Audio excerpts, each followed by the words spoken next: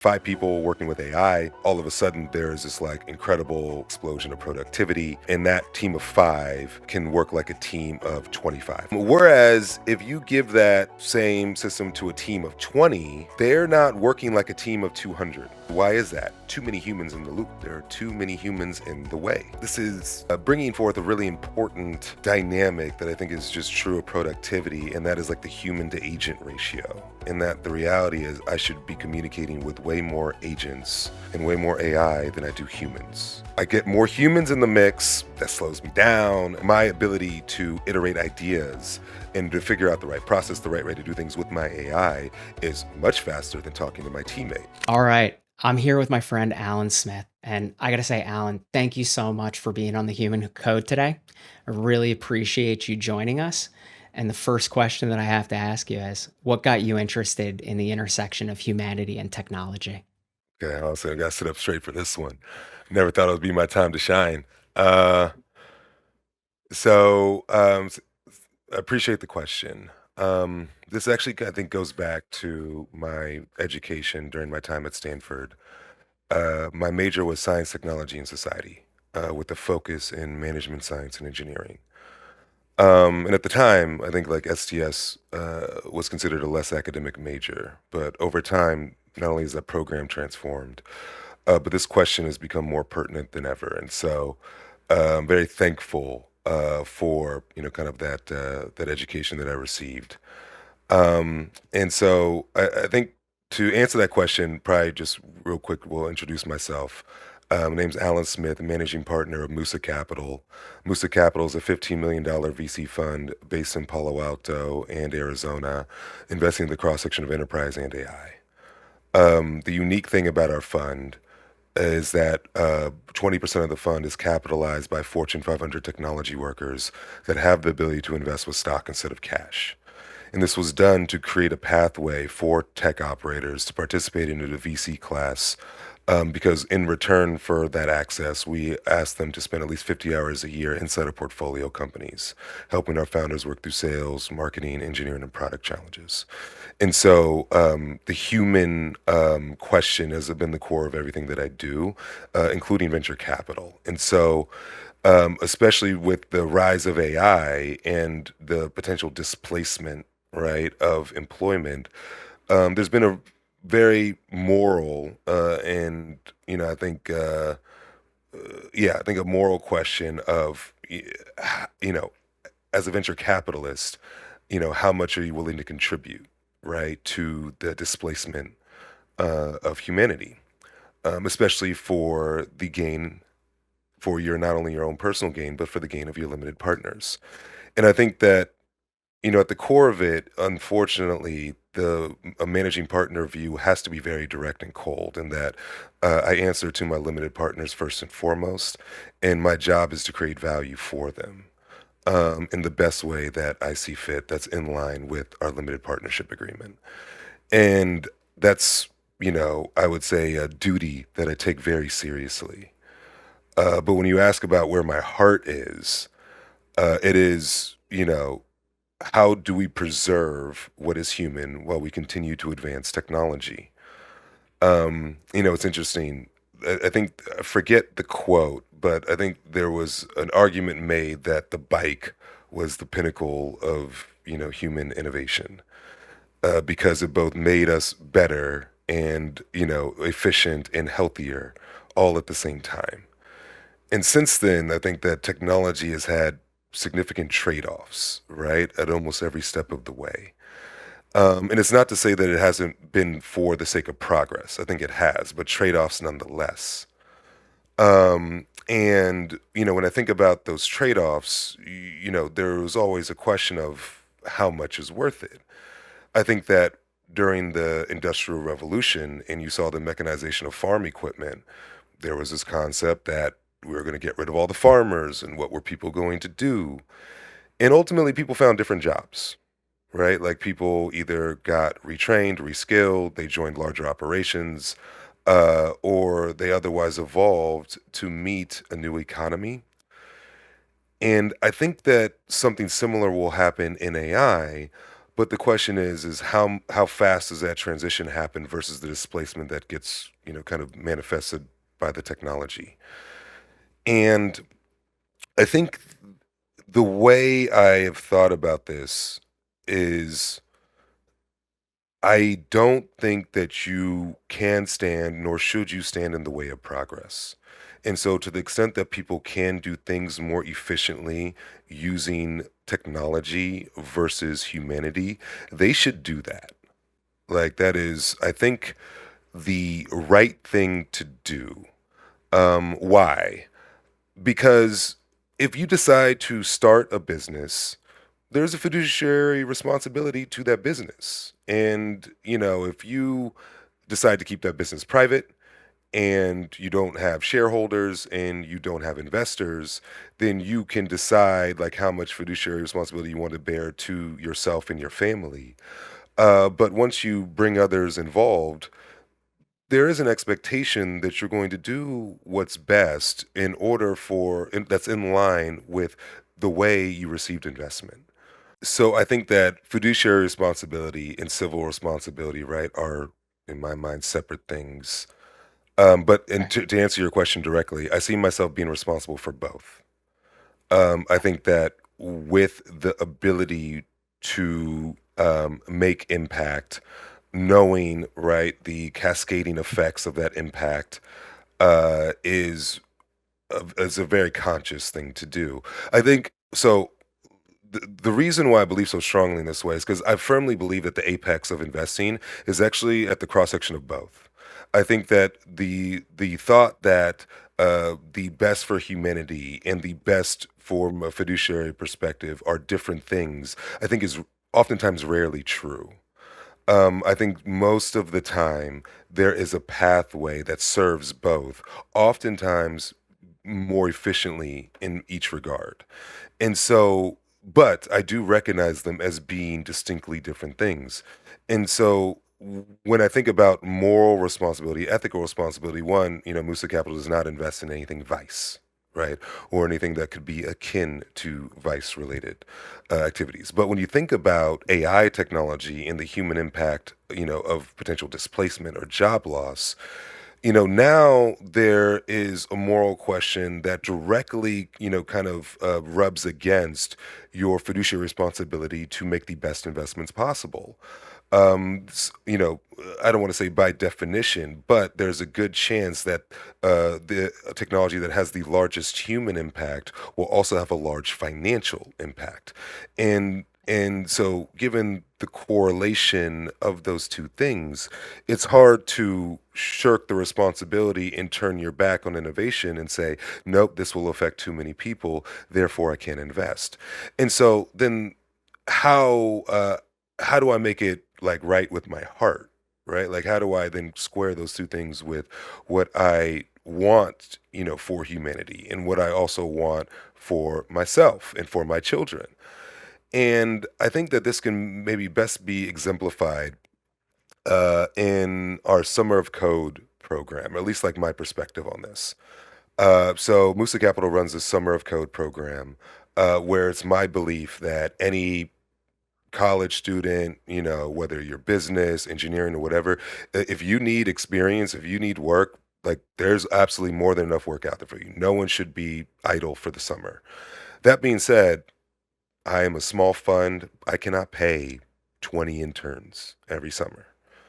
And so how do I reconcile those two things? Well, the way we do it is one, I assign a certain amount of money, for a bounty program that now becomes competitive across all resources that decide to join the program.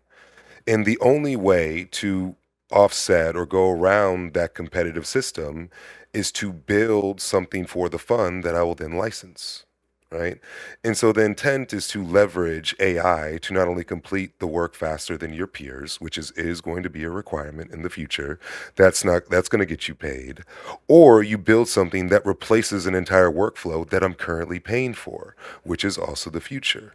The one thing that AI has done just as much as it is provided opportunity for people to hire less, it has also created the opportunity for individuals to create more. And that is, if you're not entrepreneurial in nature, it's not to say that there isn't a place for you, but this is a time for the idea people. This is a time for the folks who were blocked by engineering resources, marketing resources, whatever that may be, that now, right, can be superseded by AI. And those folks are starting businesses at rapid rates. One of the reasons why I feel that pre-seed investment is the best investment class over the next 10 years is that VCs, because of AI, or sorry, I'll say founders, because of AI, will need less money than ever before. In finding these folks early and getting actual equity for check size ratio that allows you to return value to LPs in a consistent way is going to be the way to actually achieve alpha. And the Musa Capital, I would say, a strategy of now embedding Fortune 500 tech operators, best in breed operators early in these companies during their life cycle, not only allows them to scale with less resources generally, but also coupled with I now believe that you have the opportunities of, what was it, Lovable that hit 150 million on, sub 50 employees or whatever it was. I expect that to be the norm, right, versus the exception. And so, um, from that perspective, I think that there's actually more opportunity available via AI versus less. Now, how long that continues, I think that is a question of the pace of development with AI. Opus 4.7 is scary, right? Like when Opus 4.6 dropped, all of a sudden productivity just went through the roof. Opus 4.7 is feeling like a new employee. When Opus 4.8 dropped, And then you also look at Mythos as well, which hasn't dropped yet. And to catch everybody up, Mythos is currently on private release within like the top 20 tech firms because it found bugs that have been in existence in production enterprise software live for 27 years undiscovered. And it was like, yeah, this is how I would hack it. And then also any box that they tried to put it in, it got out. I think they said it's not ready. Like they said humanity's not Yeah, sorry, it's humanity's not ready. Um but we're not. and I think that there was I wish I could shout out the creator. But I'll just try to describe the video. But there was a YouTube video that was published where someone talked about, the expected historical, sorry, not historical, the predicted path of AI development, over the next few years. And, there was this concept of, it gets to a point where it becomes too big for the government to ignore. And likewise with global governments. And now you have yourself like a real issue because you have an AI that not only is powerful enough that it can't be ignored or needs to be used right by sovereign entities, but also cannot be contained. And we're vastly approaching, I think, like that precipice where now you have a creation that you can no longer control. And I think that the one of the most salient points to me that I think has been brought up in regards to like AI concern is essentially like when it learns to obfuscate its own behavior, right? When it learns to lie. And I don't know. I'm not an engineer by education, nor an AI specialist, so I can't purport what guardrails are actually effective to prevent that from happening. But it seems that if there are any, but It's already doing it. and I think that there you have now reached a significant getting back to our old like human versus technology trade-off. um this is no longer displacing farmers via farm equipment. This is now getting into, I think, a more you know frankly dangerous territory with disruption that now happens at a much more rapid rate across many more functions. And I think that that's the interesting thing that when I think about the human impact of AI is that if in one, the software engineering as a discipline is one that I think is becoming more important, not less. But it is true that AI agents as engineers is one of the most effective workflows. And if it was just engineering, you might say, there it is, right? This is history repeating itself. It's fine. But what you're seeing is actually, AI being quite effective across many areas, including go to market functions, right? Traditional marketing functions, traditional business development functions, traditional finance functions.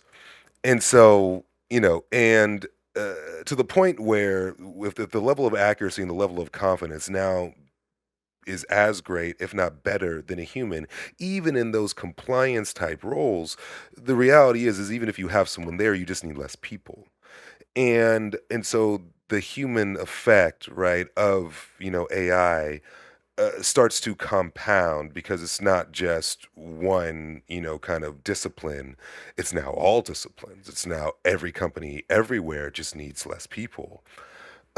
In my view, uh, if I would say, on if putting on the rose-colored glasses, more opportunity for people to start companies. That's actually great for me as a pre-seed investor. I got more flow, more people entering the innovation economy than ever before. Why they have to, right? There's no choice. But not only that, they're empowered to. They're actually able to. They're no longer blocked. They're no longer prevented from participating. And this, Our timeline has gone from, your however many weeks until you can have a demo, something to showcase, to now hours to get something that you can actually showcase. The cost of execution is literally driving to zero. And even our shop is right now, we are doing about 30 to 40 emerged features and bug fixes every day through an automated process, right? So 100%. we have our AI lane going through That's right. You got your and like, orchestration engine. You got your AI. Your fit for AI work, whatever, versus your human development. yeah. Repos, and yeah, it's So the speed at which people are executing today is absolutely fascinating. And I think you're right. There is more opportunity to solve problems that you couldn't have solved before because that cost of execution is being continually like eradicated. and this does something that you know when if I were to um at least like one thing that AI does that I love, and it feels like I might be alone in this, is it collapses the barrier to entry and somewhat like equalizes the playing field. Um, don't get me wrong. I built Musa Capital, right, via this operating model to have competitive advantage. And this was done, right, to minimize failure rates within the portfolio, more consistent, kind of monetization events over the life of the fund, ultimately more value to LPs. And so I love competitive advantages. But more than competitive advantages, I love competition. I think that is one of the greatest things that humanity can ever engage in is competition. What is the quote, iron sharpens iron as one man sharpens another, right? And I think that is, coming from a sports background, that's likely no surprise. But, there was, at least during my time at Stanford University, I had the pleasure of playing football. Got to play for the legendary Jim Harbaugh, with some, kind of amazing greats. And one of the things that was really special about that team was this idea of camaraderie through competition. In other words, you and your best friend would be competing for the exact same spot, but that was the beauty of it. And you worked to get each other better. And when you started improving something and you had something to teach, you would pass that knowledge on. And the intent was, not altruism. The intent was when you got the number one spot, there was no question of who it belonged to, of how it was earned, right? And who should be there. And, to, I think, thrive in that kind of environment is one of the greatest gifts you can give yourself as a human being. Or to fail and to learn and to level up and to grow and then to hopefully get better. Because ultimately, the competition is not against the other person, it's against yourself, right? And I think that too many people lose sight of that. They look at others and and it's outward information that now points to like internal projection, right? When in reality, like there should only be like one measure, right? And that's like internally, and that is, are we improving? Are we getting better? um and I think that AI can only help with that. uh, a great example is, um, I used to train amateur bodybuilding. This was an effort to get in shape post NFL career because as an offensive lineman, I go from being 340 pounds, and how do you go from being 340 to 230? Right? You find competitive outlets or ways of challenging yourself to become a better version, right? And one of the things that's just very true of anyone who's like trained, in that degree of sport, or any high level athletic pursuit, is coaching now becomes super important. And I would say that that's any pursuit at all, including professional, right? And now, right, like there was specialized knowledge that you were essentially paying someone for because they had the benefit of experience, trial and error, and they could tell you what worked and what didn't. I now have that in my pocket, right? So just as a smartphone, just as search was an absolute game changer, right, for humanity, no longer could anyone BS at the dinner table, right? Because you could just Google it, right? I no longer to take your word for it, right?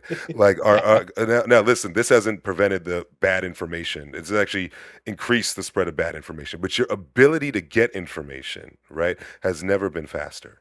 And that has only been increased by AI. Now, again, bad information could also accelerate, right? Kind of the dispersion of bad information. But frankly, the ability to get, like, I have an entire personal trainer in my pocket, right? We're already down, 14 pounds in the last 30 days. Shout out to, Claude as well as Time Lifestyles, um, one of our portfolio companies. Um, Nice. but yeah, it's to say that, yeah, in and apologies, I think we got off track a little bit, but if I were to summarize, kind of like my thoughts, maybe before, if we want to move on to the next prompt, is prompt next question. Uh, uh, Soon I'm going to be an AI doing this. you know So what I mean? Yeah, yeah, aren't yeah. we all? It's yeah. I think that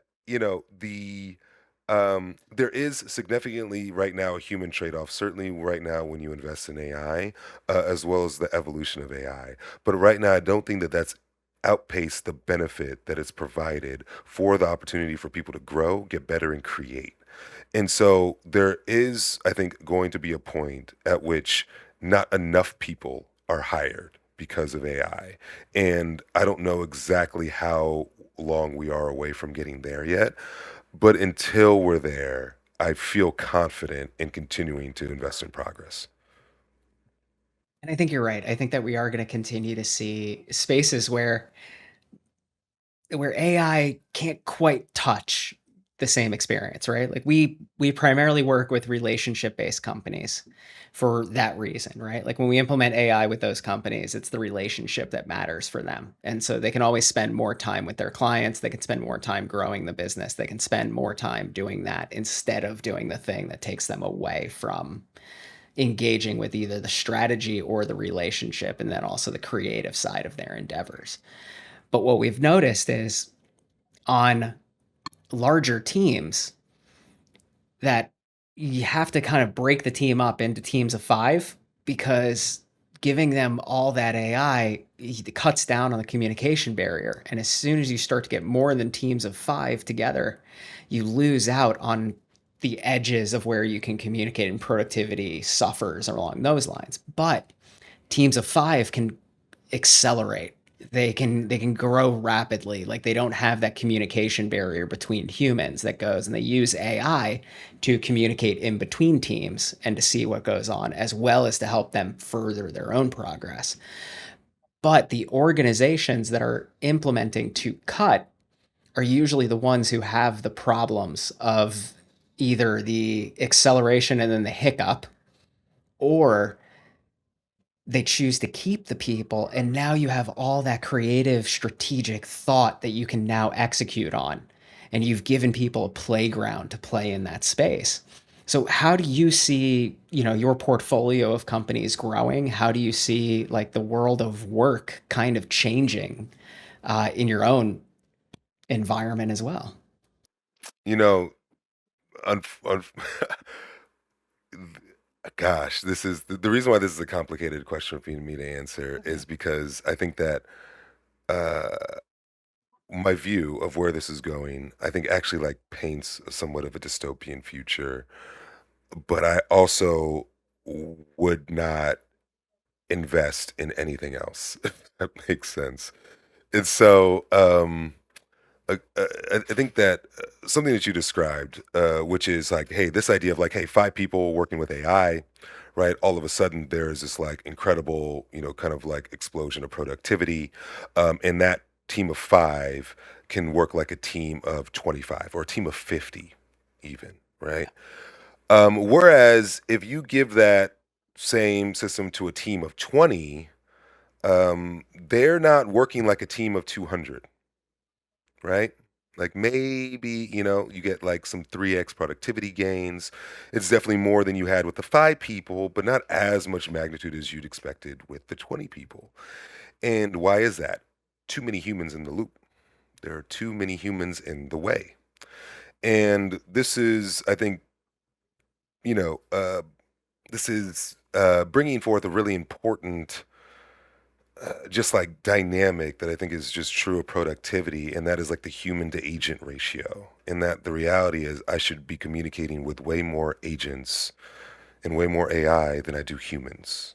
Like, and as soon as like I get more humans in the mix, that slows me down. Now like my ability to iterate ideas and to figure out the right process, the right way to do things with my AI is much faster than talking to my teammate. It just is, right?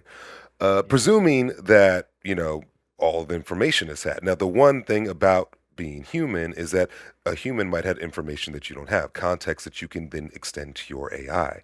This is where a team of five actually is helpful. A team of one is not as efficient as a team of two. Team of two isn't efficient as a team of three, because like that intersection of ideas and the ability, right, to feed that additional context or additional frame of reference into AI now increases the overall productivity and the success rate of your output.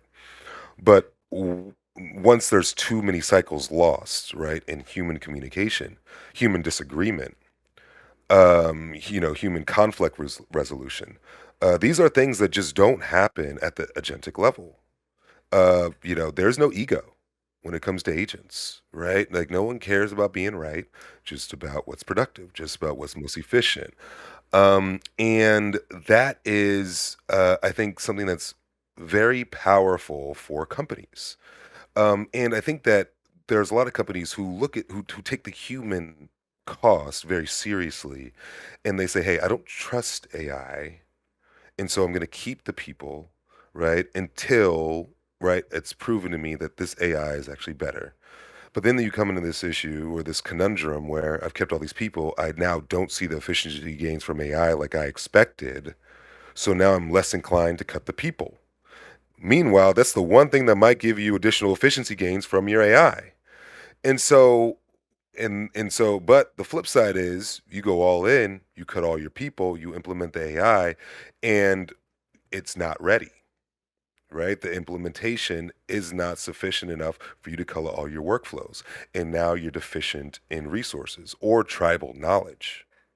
What was always funny is, I've done a number of change management projects, technology transformation projects, or like new innovative type of things, right? And there was always that line item on any sort of projection that said the number of people that we were going to cut, right? And like we were working with Fortune 50 companies, and you always saw it as, a pretty significant number.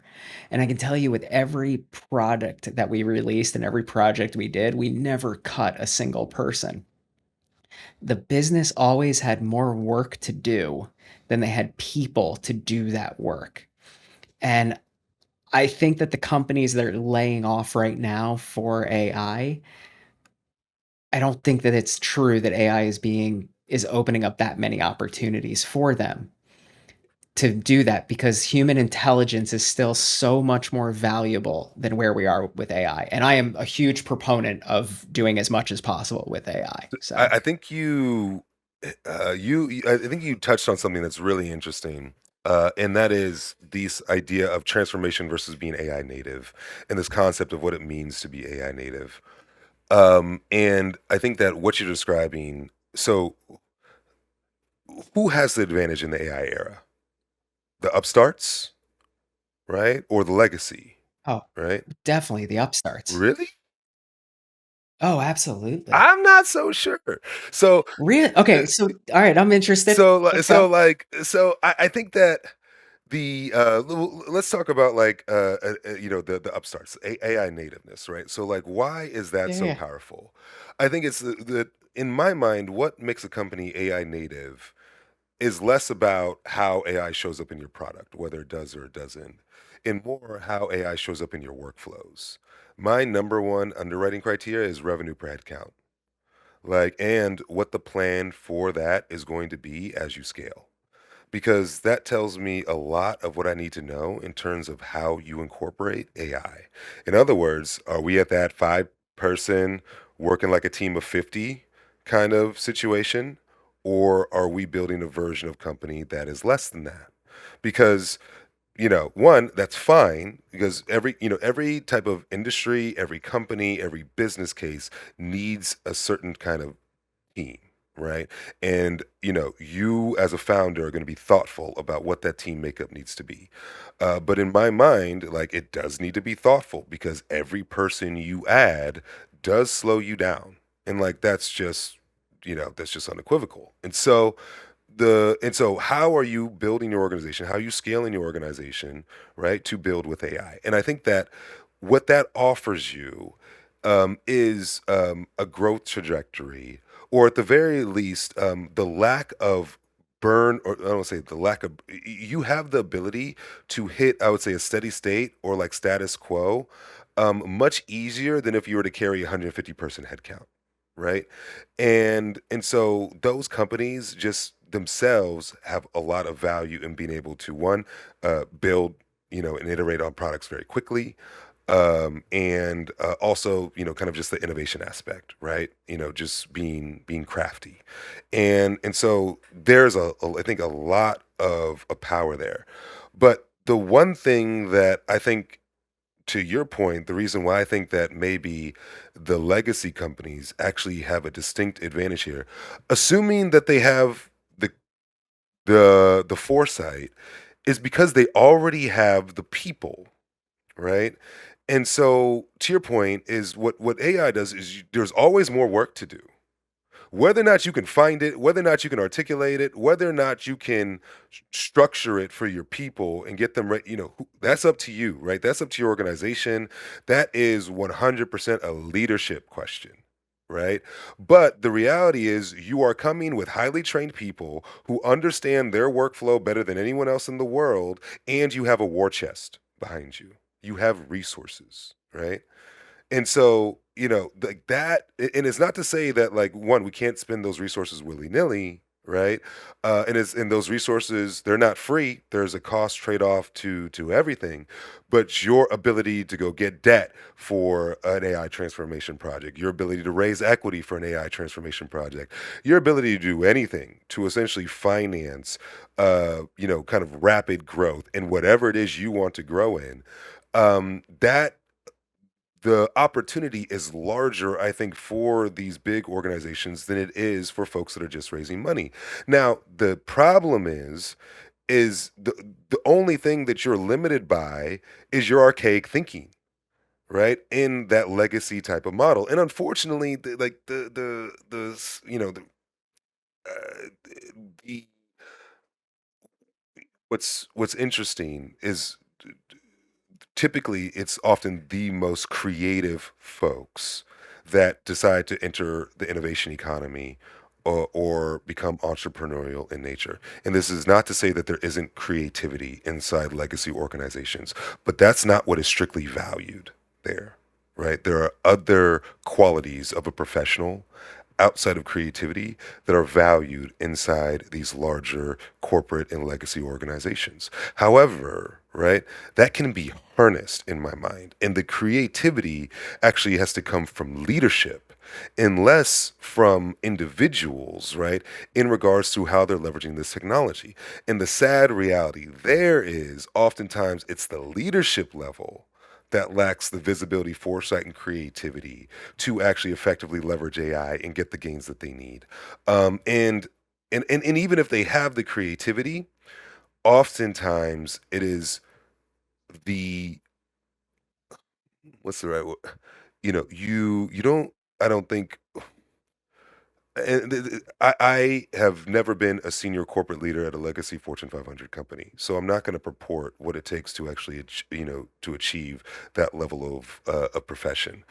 But I will say that I would venture that all of those folks are generally cautious individuals that do not take, unregulated swings, right? Or unmitigated swings at situations that usually take probably very measured approaches, right? And, like that, I would say, lack of speed, is what leaves you ripe for disruption. It's what leaves you ripe, right, for the upstarts, to either create the market, upset the market, disrupt the market, however you want to describe it. And so, I think that the advantage is actually, the opportunity. What's the better way to describe it?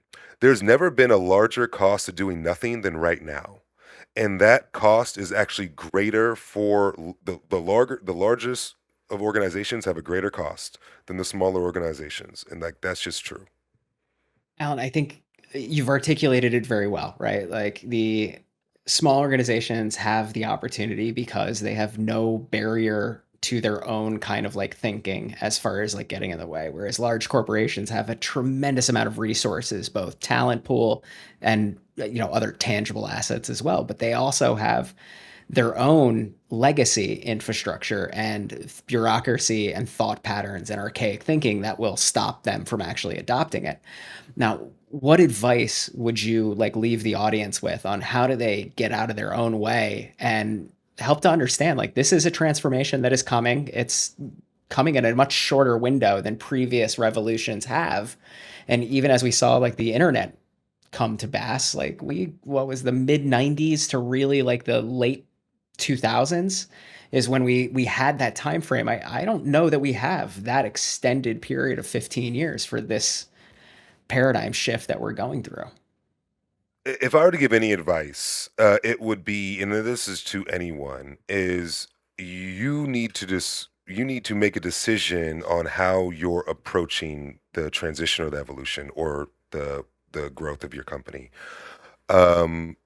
Y- and you need to decide, and I think this brings it back full circle of how you're going to treat the people, right? Both the folks who you haven't hired yet and the people that are currently with you.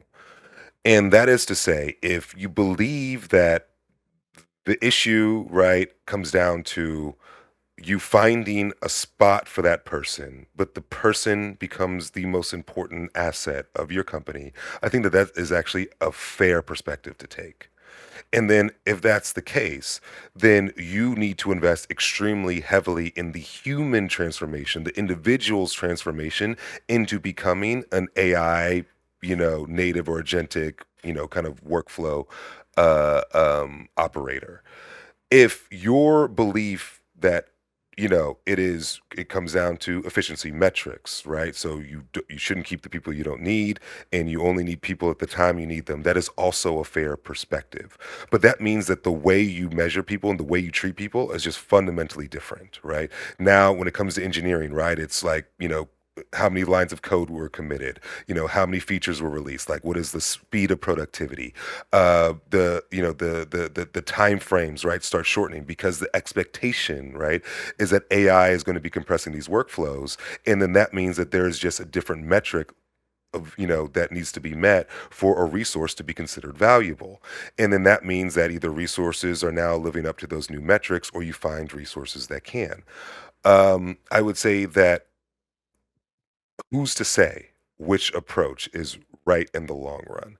But I think that the issue that I've seen is that organizations are not being, I think, measured to how they are being constructed, which is if you're going to keep your people, then you need to find a way to invest in the people and measure that investment impact. And so that means that if it's retraining people to AI, if it's opening new business lines, if it's getting these people so you can get them into those groups of five, just as you mentioned, versus the groups of 20, how are you doing your organizational restructuring to actually take advantage of the AI infrastructure gains? And then how are you going to measure and record that? But if you're AI native and your thought is, nope, every person is to me is going to be building agents, or I need everyone in more organization to be just more productive than an individual. Well, then how are we emphasizing that, right? Like, how are we measuring that? How are we promoting against that, right? And then also, the one thing I'll say just on the human piece is, Steve Jobs had this amazing quote, right? It's not faith in technology, it's faith in people. And so I think I take the thought process of every human is valuable. You just need to know the right workflow to put that human in, right? Where's the AI workflow to put that human in the middle of to now make it more productive, more precise, whatever it is? Let them do that. Um, that being the case, uh, you know, if you're, if you assume, if you don't assume that that's true, and you're assuming like, the AI, right, is ultimately, going to win out, then I think that the question in my mind is, you know, who are you building the company to serve, right? And I think that ultimately, the one thing that I've seen about like all great founders is they ultimately wanted to solve a problem for a person.